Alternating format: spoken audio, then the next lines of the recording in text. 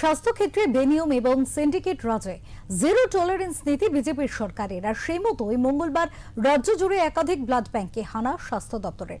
সম্প্রতি রাজ্যের বিভিন্ন হাসপাতাল ও ব্লাড ব্যাংকের বিরুদ্ধে অবৈধভাবে রক্ত বিক্রি এবং রক্তের লেনদেনে অনিয়মের অভিযোগ সামনে আসে। সেই অভিযোগের ভিত্তিতেই রাজ্য স্বাস্থ্য দপ্তর ব্যাপক তদন্ত শুরু করেছে। বেআইনিভাবে রক্ত পাচার এবং বিক্রি রুখতে এই তল্লাশি। রাজ্য জুড়ে সরকারি এবং বেসরকারি হাসপাতালের ব্লাড ব্যাংকের স্বাস্থ্য দপ্তরের অভিযান খতিয়ে দেখা হচ্ছে নথিপত্র। ব্লাড ব্যাংকগুলির কার্যকলাপ ও রক্ত সংরক্ষণ সংক্রান্ত নথিপত্র যাচাই করতে জোরদার অভিযান শুরু করেছে রাজ্য স্বাস্থ্য দপ্তর। মঙ্গলবার সকাল থেকে দুর্গাপুরের অন্ডাল এলাকার একটি বেসরকারি হাসপাতালের ব্লাড ব্যাংকে পৌঁছয় স্বাস্থ্য দপ্তরের বিশেষ তদন্তকারী দল। সকাল থেকেই ব্লাড ব্যাংকের বিভিন্ন নথি খুঁটিয়ে পরীক্ষা করা হচ্ছে।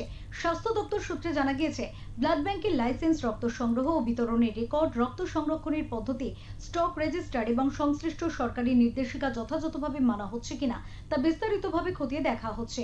তদন্তকারী দল হাসপাতাল কর্তৃপক্ষের কাছ থেকে একাধিক গুরুত্বপূর্ণ নথিও সংগ্রহ করেছে বলে জানা গিয়েছে।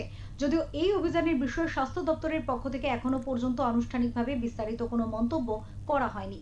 অন্যদিকে রক্ত পাচারের অভিযোগ, স্বাস্থ্য ভবনের নির্দেশে মঙ্গলবার হাওড়ার একটি নামী বেসরকারি ব্লাড ব্যাংকে আচমকা অভিযান চালায় জেলা স্বাস্থ্য দপ্তর। অভিযোগ, ওই ব্লাড ব্যাংক থেকে বিগত কয়েক মাসে রক্তদান শিবিরের নাম করে সংগ্রহ করা প্রায় 10,000 ইউনিট রক্ত এবং প্লাজমা বেআইনিভাবে ভিন রাজ্যে পাচার করা হয়েছে। স্বাস্থ্য ভবনে জমা পড়া একটি গোপন রিপোর্টের ভিত্তিতেই এই অভিযান। অভিযোগ উঠেছে, জেলার বিভিন্ন জায়গায় সংস্থাটি রক্তদান শিবির আয়োজন করত।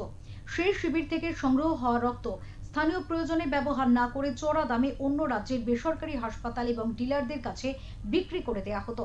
জেলা স্বাস্থ্য দপ্তর সূত্রে খবর, স্টক রেজিস্টার, ডোনার লিস্ট এবং ডিসপ্যাচ রেকর্ড খতিয়ে দেখে প্রাথমিকভাবে প্রায় 10,000 ইউনিট রক্ত ও প্লাজমার হিসাব না মেলার বিষয়টি সামনে এসেছে। এত বড় পরিমাণ রক্ত জেলার বাইরে চলে যাওয়ায় রোগীদের চিকিৎসা পরিষেবা ব্যাহত হওয়ার আশঙ্কা তৈরি হয়েছে। পুরো বিষয়টি খতিয়ে দেখে রিপোর্ট স্বাস্থ্য ভবনে পাঠানো হবে। দোষী প্রমাণিত হলে কঠোর ব্যবস্থা নেওয়া হবে। এই ঘটনার জেরে রাজ্যের বেসরকারি ব্লাড ব্যাংকগুলির ওপর নজরদারি আরও বাড়ানোর ইঙ্গিত দিয়েছে স্বাস্থ্য ভবন।